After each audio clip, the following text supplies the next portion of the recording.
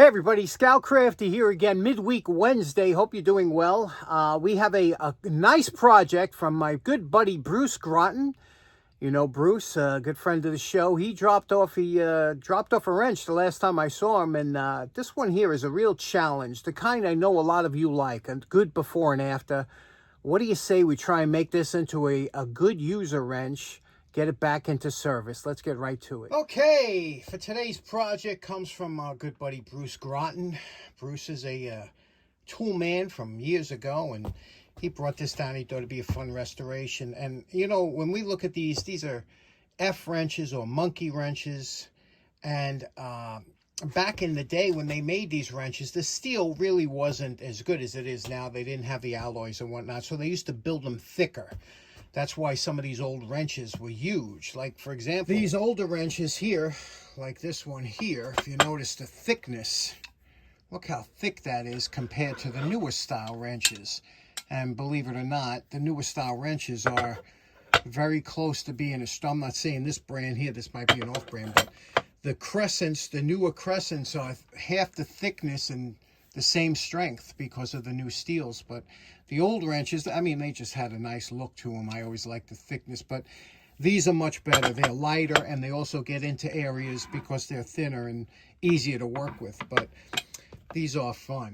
Now, many times you'll find these wrenches, they'll have a bend to it like this one does here. And this one was actually used in an incorrect manner, and that's why it bent this way. But what we're going to do, we're going to fix this up. We're going to have some fun with it. And these are perfect wrenches for restorations because they really don't have much of a value in today's market as far as using it as a tool, but it's a lot of fun. There's a lot of interesting things about this, and we'll talk about it. Now, first thing we're going to do is we're going to take the handle off, and what's nice about this type of wrench is it's very easy to remove the handle. You see that captive nut here. Sometimes they're peened over, so you know what I like to do. First, we're going to hit it with the wire brush, and a wrench will go right on here and unscrew off here. This handle's split. You can fix that, but it's also missing a chunk here, so let me show you. Now, once you take this over to the wire brush and take a good look to make sure, if it's really peened over, you could hit this with a little heat, but this one's not bad. So we wire brush. Now, because this has such a small purchase area, there's a little bit of a flat on both sides. You can take a wrench like this and try and work it that way. But what I like to do when it's such a small, you know, and it might give you a hard time, I like to put it in a vise. Now, when you put it in a vise like this, you get a much better purchase on that little, and then on the body of the wrench here, I put my adjustable like this. And then you have to remember now, this is reverse thread. These caps on here, so normally you would loosen it, but now you're going to tighten it like this and go back and forth, work it slow at first, make sure it's moving, and then remember again, this is reverse thread. So normally you go opposite what you would normally do, and that, I find this the easiest way to get that off here. And you can see, again, with the reverse thread, I remember doing a wrench a very long time ago that I was trying heat and everything because it wouldn't budge, reverse thread. So there we go. Okay, next what you want to do is wire brush. This is a keeper, okay? The handle goes on here, this gets pressed up, and this keeps captive that threaded activator for the jaw. Now what you want to do is you want to wire brush it and look for a pin. See that little round hole there that looks like a pin? It's actually not, but it looks like a pin, right? You might start digging on there, but it's not on this side. And you have to look here. There's a hollow here. Okay, so if it was a pin, you would see that coming through. It's not. So this is probably just pressed on. What you want to do is I put this in the vise here, hanging off the edge, and just tap lightly on here. You don't want to mushroom this, but just tap lightly and see if you can get that to come off. Okay, now I wire brushed all around the edge here, so there's nothing holding it. Put it in just like this, okay, where it's hanging down. This is where it's nice to have a vise that comes over the edge. I'm using my engineer hammer here, and we're going to give light taps to see if it's moving. And it is moving. I could feel it. There we go. You see? It's enough to move to get this out. So let's keep banging it down. Again, light taps. There we go. Bob's your uncle. Okay, so now this will come right off, slide right off. And then this should slide right off. There's a little bit of a burr, so you might have to give it a little. There we go. Now we have to address the bend. You see that bend? Can you pick up that bend? Now, let me tell you why this bent. Now, generally, when operating an F-style or monkey wrench, whenever you have to take a fastener off, you want the pressure to be this way. You want to pull this way towards the opening. You don't want to do this way, and I'll show you why. We got to take a close look at the face of the nut here, okay? And I'm going to loosen it up just a little bit so I exaggerate what happens. Now, on an average nut, there's 6 points on this nut, and each one of those points is going to add pressure to one part of the jaw. Now, when I go this way, the way you're supposed to, right, it puts pressure on this point here and that point there. You see how it's touching? That point up there, this point here. And this point, the reason that this jaw is built like this with this here, it puts the stress down this way across here, across this whole thing. So like that. And it keeps this point closest to here. Now, if I was to go the other way, see the other way, it puts pressure on this point and this point here. So what happens is when this point, because it's further out, leverage, you know what happens with leverage, it pushes this out. And that's where you get this kind of bend. Like it pushed this out that way. And that gave that bend there. So always when you're using these F-style or monkey wrenches, always try, if you got to loosen it, do this. If you got to tighten it, do this, okay? Always go towards the opening like that. And the threaded adjuster comes right out here like this, spins out. Now, this would be a good candidate for a soak in one of your favorite, whether it be citric acid, whether it be Vaporust, vinegar. But I got to tell you, most of the times, because I'm going to be going past this, I would just wire brush it just like this. So let's do a quick wire brushing, see what it looks like. Okay, now it's important to notice that we went in every single crevice and nook here with the Dremel, with the wire brush, you know, the attachments here. Also, with these brushes, you got to get a set of these for your restorations.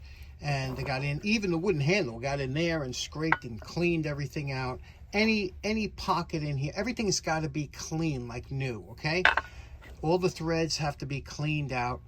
Now that you have this done, we have to address, we're going to address the handle because that's going to take a while to dry. This handle is kind of contorted.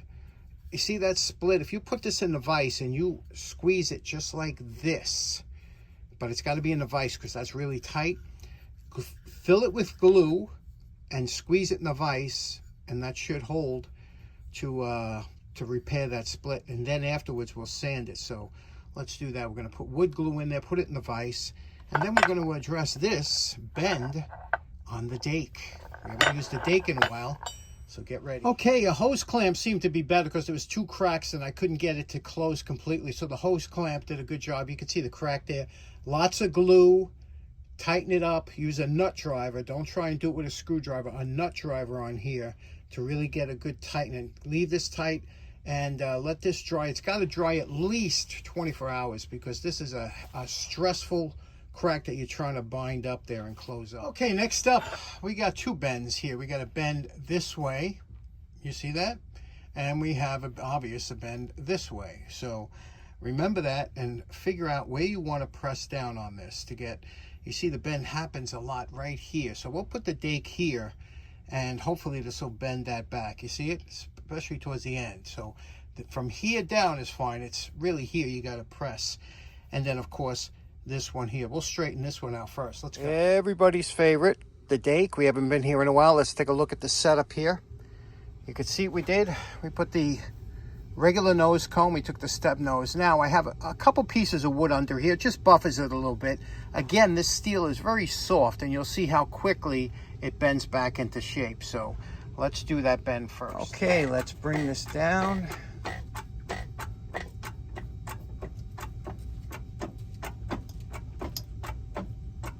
Okay. You got a better view than I do because you're down there low, but you got to go a little bit past it because of the spring back. You'll see what I mean when we release. Spring back, and then we take a look. Okay, take a look and see how we did. Did pretty good. We still got to go a little bit more. Now you see there, this has like a compound bend. It looks like there's a little bit there that has to be readjusted. Let's do that. Okay. Okay, just a little bit there. We're not even going half a ton here. Let's take a look here. And you have to look at it this way, move it, you see? Move back and forth to see. Look how easy this steel bends because of a, so that looks pretty good. Okay, now for the other bend. Watch over here in this area.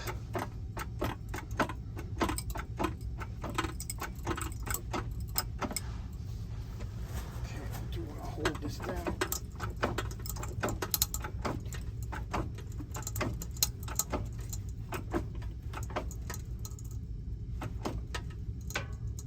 Okay, let's take a look.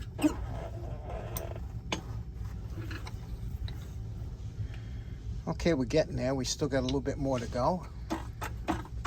Okay, watch this opening between here and here. Okay, check out that opening. It should pinch closer.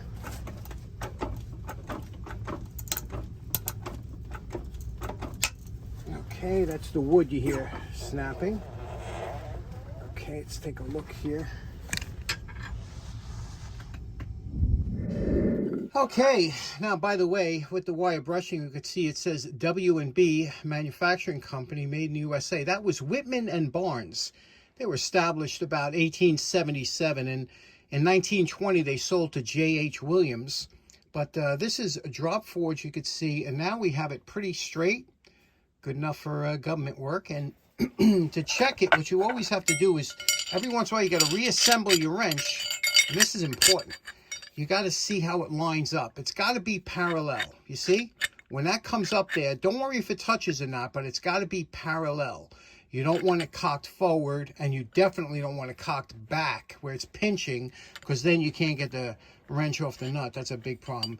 But we're coming along good. Now we have to decide what kind of finish we want to do, and maybe go have lunch. We got a couple hours into this already. Time goes. Here's something I always find amazing with some companies took a lot more time in their fit and finish, like Billings and Spencer, than other companies. Okay, you can see this company here had a lot of things, you know, with their molds. If you even look around the lettering here, the background, you could see it's a little bit, it's not as smooth as some of the other ones might be. That's where the tool and die makers come in. But look over here on this casting. If you notice on this casting here, you see the back, these little ears that are coming off. That should have been ground off at the factory, you know.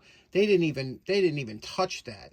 That should be flat and ground off. But, you know, this is something that, again, they were knocking them out, and it all depends on what the foreman or the owner of the business wants as far as their fit and finish quality.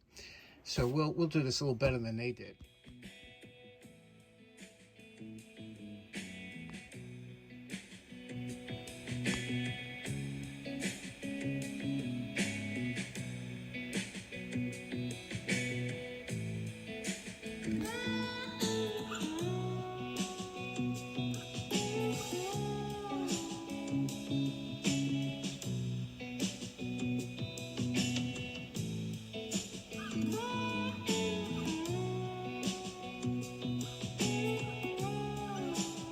Okay, we're a few hours into this wrench, and we got a problem. The handle. Now, I tried to save the handle, as you know. It had a big crack in it, but that crack must have been there for many years because it would not come back together. As much as I clamped this together, I could not get this to seal up. It sealed, and then it would just split apart. And I tried, nothing I could do. I got to make a new handle, as much as I didn't want to do that. So I just took a piece of scrap. This is scrap pole that I had. Cut it to the same length. Drill a hole in the middle. We're going to mount it in a lathe. I'm just going to turn a quick handle, and then we should fit it up here. And hopefully that'll come out good. So let's take a look. First thing we're going to do is we're going to cut these little features here, top and bottom. These are the keepers. And we're going to cut that here on each end, getting it down. Now to get to the right size, this is where your spring calipers come in. You measure it here like this, and you're going to keep cutting it down until this passes over, and that's how you'll know you got the right size.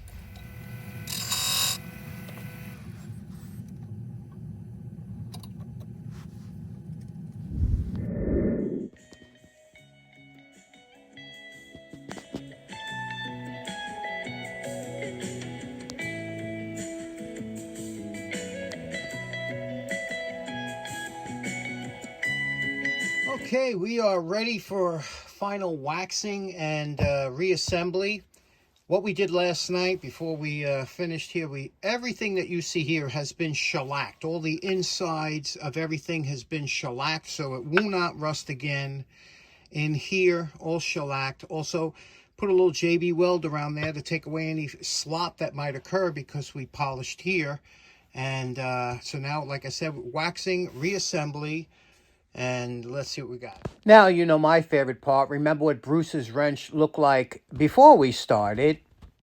And we're calling this project done.